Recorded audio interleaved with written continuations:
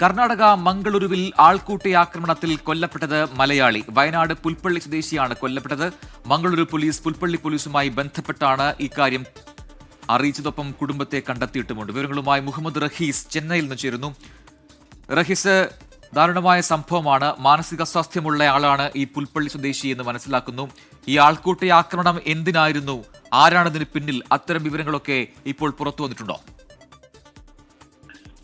പ്രജിൻ, മംഗളൂരുവിലെ ഒരു ക്രിക്കറ്റ് മത്സരത്തിനിടയിൽ, പ്രാദേശിക ക്രിക്കറ്റ് മത്സരത്തിന് ഇടയിൽ വൈകിട്ട് 3 മണിയോടെ കഴിഞ്ഞ ഞായറാഴ്ചയായിരുന്നു ഇത്തരത്തിലൊരു സംഭവം ഉണ്ടായത്. കുടുപ്പുവിലെ മൈതാനത്തുണ്ടായ ഒരു ക്രിക്കറ്റ് ടൂർണമെന്റിൽ വെച്ചാണ് ഇത്തരത്തിൽ തർക്കമുണ്ടാവുകയും ശേഷം ക്രൂരമായ മർദ്ദനവും ഇയാൾ കൊലപ്പെടുന്ന ഒരു സാഹചര്യവും ഉണ്ടായത്. ഇതിപ്പോൾ വയനാട് സ്വദേശിയാണ് എന്നാണ് പോലീസിന് സംശയം. കേരള കർണാടക പോലീസ് ഇത് സംബന്ധിച്ച് കൃത്യമായ ആശയവിനിമയം നടത്തിയിട്ടുണ്ട്. ഈ കൊല്ലപ്പെട്ടു എന്ന് ആളെന്ന് സംശയിക്കുന്ന ആളുടെ കുടുംബം ഇപ്പോൾ ഈ പ്രദേശത്തേക്ക് ഏതാണ്ട് എത്താറായിട്ടുമുണ്ട്. ഇവർ എത്തിയതിനു ശേഷം മാത്രം ഇദ്ദേഹത്തിന്റെ പേരുവിവരങ്ങളും മറ്റ് സ്ഥിരീകരണങ്ങളും ഒക്കെ നൽകിയാൽ മതി എന്നാണ് കർണാടക പോലീസ് ഇപ്പോൾ അറിയിച്ചിരിക്കുന്നത്. എന്തായാലും വയനാട് സ്വദേശിയാണ് കൊല്ലപ്പെട്ടതെന്നാണ് നിലവിൽ സംശയിക്കുന്നത്.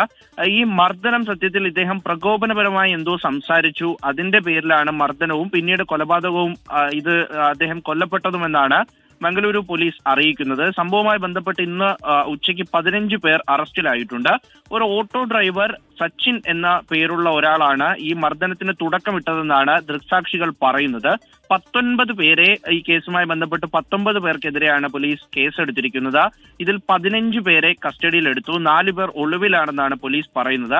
അങ്ങനെ ഈ ഗാലറിയിൽ വെച്ച് പ്രകോപനപരമായി എന്തോ സംസാരിക്കുന്നു. അങ്ങനെ ഈ ഗാലറിയിൽ ഉണ്ടായിരുന്ന 2 പേർ തമ്മിൽ ആദ്യം വഴക്കാകുന്നു. ഇയാളും ഒപ്പം തന്നെ ഈ സച്ചിനും തമ്മിലാണ് വഴക്കുണ്ടായതെന്നാണ് ദൃക്സാക്ഷികൾ പറയുന്നത്. പിന്നീട് ഇത് ഗ്രൗണ്ടിലുള്ളവർ കൂടി ഏറ്റെടുത്തു. ഏതാണ്ട് 10 ടീമുകൾ അടക്കം പങ്കെടുക്കുന്ന വലിയ ടൂർണമെന്റ് ആണ്.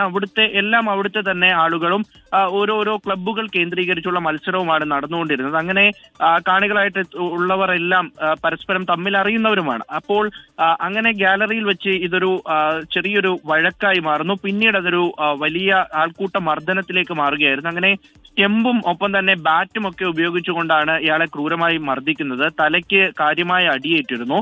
പിന്നീട് ഇയാൾക്ക് ആന്തരിക രക്തസ്രാവം ഉണ്ടായിരുന്നു. ആന്തരിക അവയവങ്ങൾക്കൊക്കെ പരിക്ക് പറ്റിയതായിട്ടും പോസ്റ്റ്മോർട്ടം റിപ്പോർട്ടിലുണ്ട്.